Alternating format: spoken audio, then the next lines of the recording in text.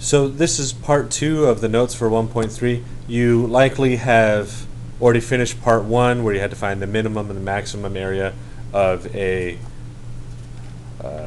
box using the half unit rule. Now the next thing we're going to be talking about is something called significant digits.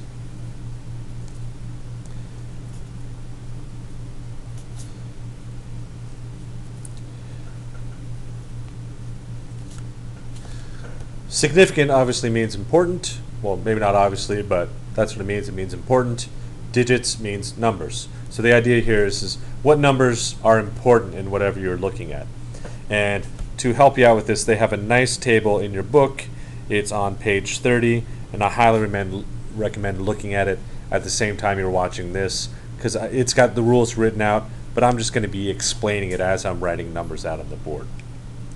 So the whole idea is, whenever you're working with numbers, you make a decision at some point to stop looking at how accurate it is. Just like in the last problem, one of the box sides was 21 centimeters, the other box side was 28.3. This is more precise. There's more decimal places to it, even though they're both centimeters, right? This has more significant digits. Well, it has more numbers in general, right? But there's more information inside of this. You can be more accurate. Okay, that's why we had the error of 0.05, and up here we only had the error of 0.5. Okay, so how do you count significant digits? First off, if the numbers are non-zero,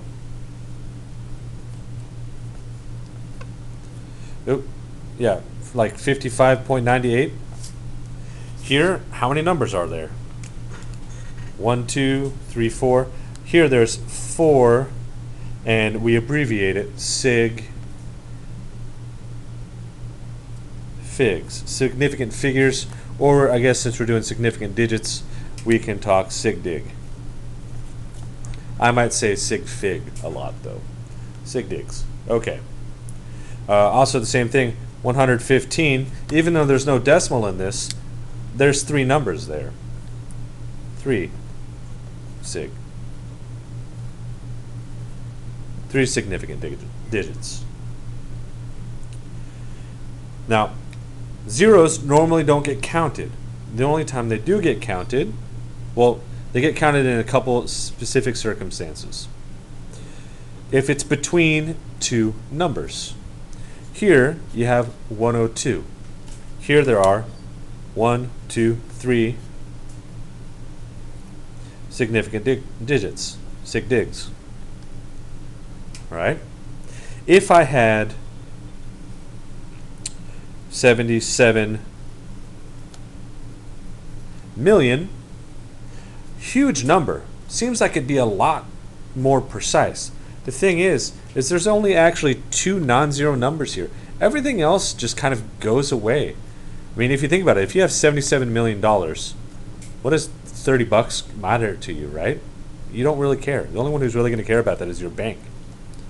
So here there's only 2 significant digits, sig digs. All right.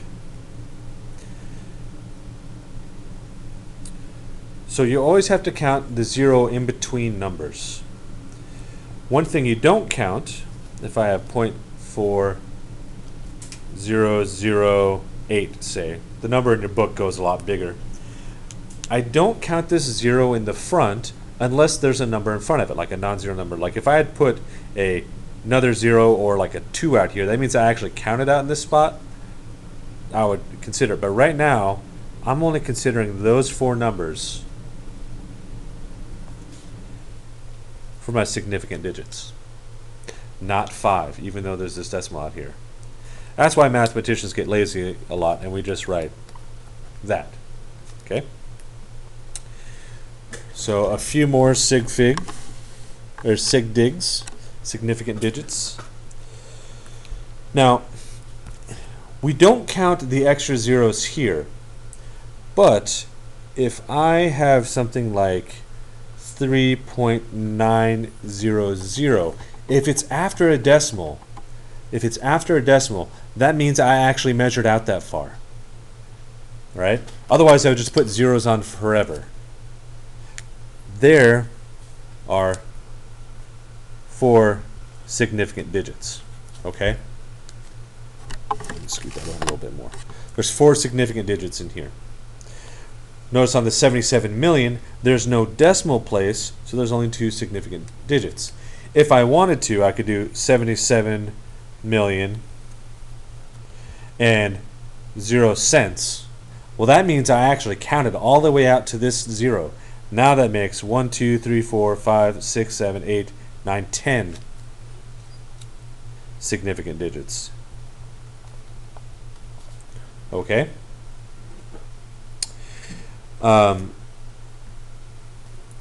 Also, if just like the 0 in the front, 0.0806, I don't consider these 2 numbers out in the front here significant digits. Only these 3. Significant digits. I do consider things a 0 a significant digit if it's between 2 numbers, like in 102 here. Yeah, I think that's all there is for significant digits. So right at the beginning, all you're going to be doing is determining the number of significant digits. So you just kind of have to keep track of all of those rules at once. But if you look at page 30, the table is a little bit more clearly explained. It's written out in sentences, and there's a couple examples right below it. But that right there is a breakdown of how to count significant figures or significant digits.